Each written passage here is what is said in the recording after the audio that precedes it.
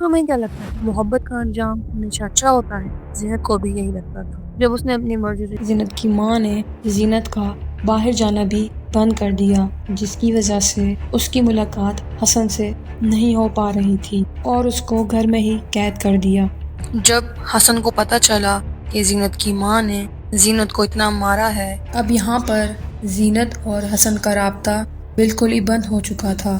وہ دونوں ایک دوسرے سے بالکل بے خبر تھے۔ جب حسن کو پتہ چلا کہ زینت کی ماں نے زینت کو اتنا مارا ہے اور اس کا باہر آنا جانا بند کر دیا ہے، تو حسن نے اپنے گھر والوں کو زینت کے گھر رشتے کے لیے بھیجا۔ مگر جب حسن کے گھر والے زینت کی ماں کے پاس پہنچے تو زینت کی ماں نے ان سب کو بے عزت ذلیل کر کے اپنے گھر سے نکال دیا۔ اب آپ یہاں پہ سوچ رہے ہوں گے کہ آخر زینت کی ماں کو یعنی پروین بی بی کو اتنا زیادہ مسئلہ کیوں تھا حسن سے اور اس کے گھر والوں سے؟ کیونکہ حسن ایک پٹھان تھا اور زینت ایک پنجابی۔ زینت کی ماں چاہتی تھی کہ زینت کی شادی کسی اپنے میں ہو، یعنی خاندان میں ہو، کسی پنجابی سے ہو، اس لیے وہ زینت کی شادی حسن سے نہیں کرانا چاہتی تھی، کیونکہ حسن ایک پشتون تھا اور زینت پنجابی۔ کافی ٹائم گھر میں بند ہونے کی وجہ سے زینت نے ایک پلان بنایا اور زینت نے ایک پلان بنایا گھر سے بھاگنے کا۔ آخر کار رات کے وقت جب زینت نے دیکھا کہ اس کے گھر والے سب سو رہے ہیں تو اس نے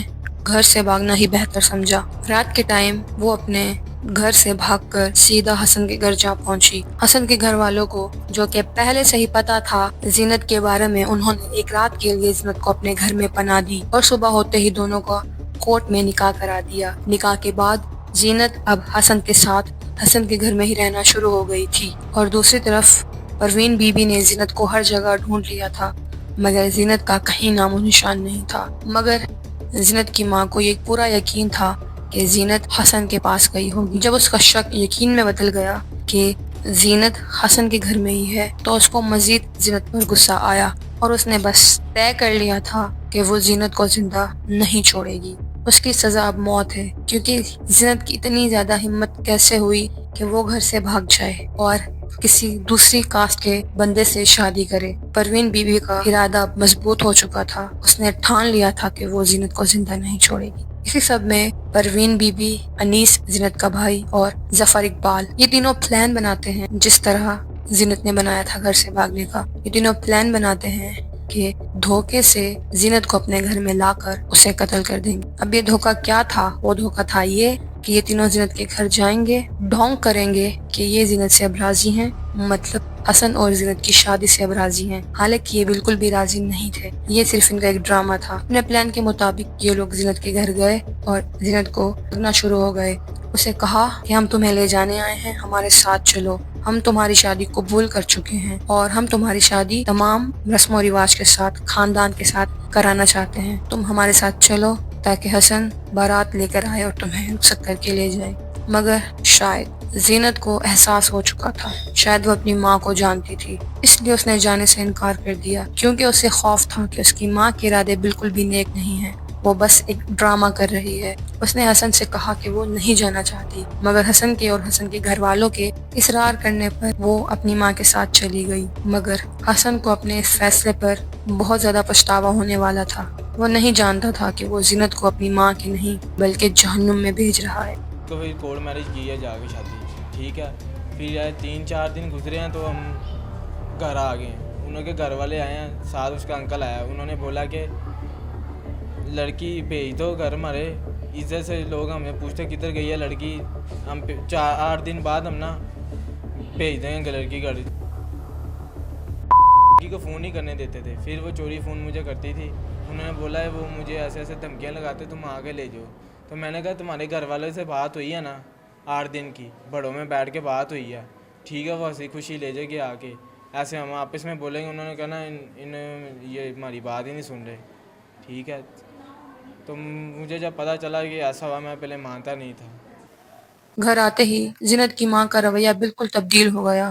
وہ بالکل ویسی باتیں نہیں کر رہی تھی وہ جو حسن کے گھر کر رہی تھی، یعنی کہ ان کا پلان اب سکسیسفل ہو چکا تھا۔ زینت اب گھر آ چکی تھی۔ گھر آتے ساتھ ہی زینت کی ماں نے زینت کو مارنا پیٹنا شروع کر دیا اور اسے اتنا زیادہ ٹارچر کیا کہ جگہ جگہ اس کی باڈی پر ٹارچر کے نشان تھے۔ اسے نائف سے، سگریٹ سے اور جو بھی چیز اس کے ہاتھوں میں آتی گئی اس سے ٹارچر کیا۔ ان تینوں نے زینت کو اتنا زیادہ ٹارچر کیا کہ زینت بے ہوش ہو گئی، اور جب وہ پوری طرح بے ہوش ہو چکی تھی اور ان سب سے بھی پروین بی بی کا دل نہیں بھرا تو اس نے زینت پر پیٹرول ڈال کر اسے آگ لگا دی۔ جب زینت کو تکلیف محسوس ہوئی تو وہ چیخنا چلانا شروع ہو گئی، مگر یہاں اس کی مدد کرنے والا کوئی نہیں تھا۔ چیخو پکار سن کر اور چھت سے اٹھتا دھواں دیکھ کر جب پڑوسیوں نے زینت کے گھر گھسنا چاہا تو پروین بی بی نے انہیں منع کر دیا اور کہا کہ یہ ہمارا گھریلو مسئلہ ہے، تم اس سے دور رہو تو بہتر ہے۔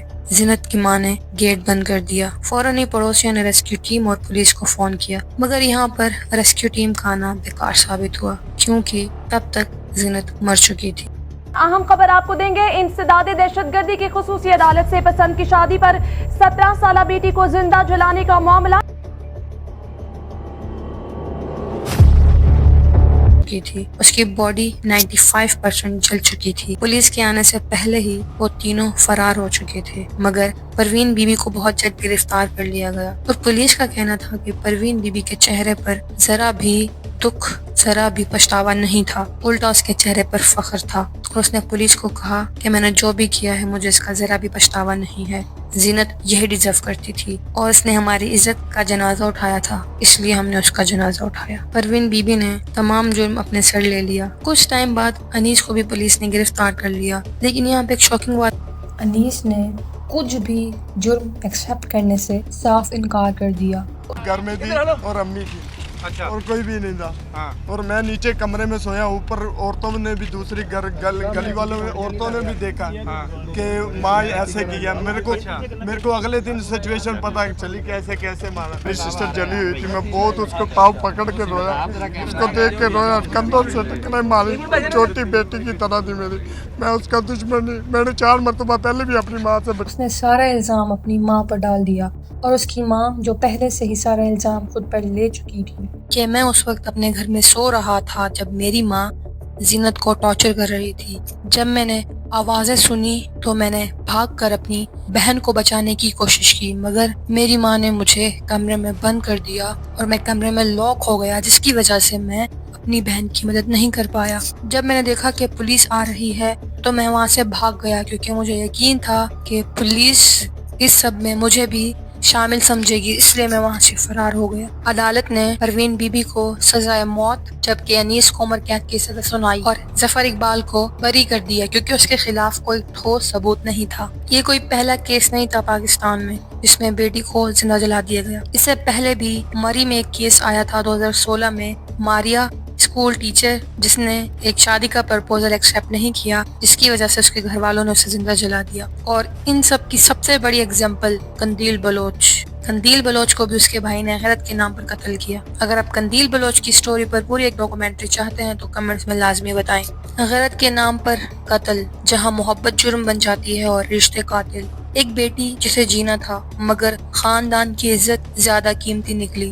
جس ماں نے پال پوس کر بڑا کیا اسی ماں نے ہاتھ سے زندہ جلا دیا۔ یہ قتل نہیں، یہ سوچ کا جنازہ ہے۔ کبھی بھائی قاتل، کبھی باپ اور کبھی ماں۔ غیرت کے نام پر سب بے گناہ۔ بیٹیاں پیدا تو ہوتی ہیں مگر اپنی مرضی سے جینے کا حق نہیں رکھتی۔ کب تک غیرت کے نام پر قتل ہوتے رہیں گے؟ کب تک خاموش رہیں گے؟ محبت کی سزا موت یا پھر یہ سماج کا اصل چہرہ؟ ایک اور بیٹی جل گئی مگر غیرت کے ٹھیکیدار ابھی زندہ ہیں، یہ کیسی غیرت ہے، جو صرف عورتوں کے وجود سے راتی ہے۔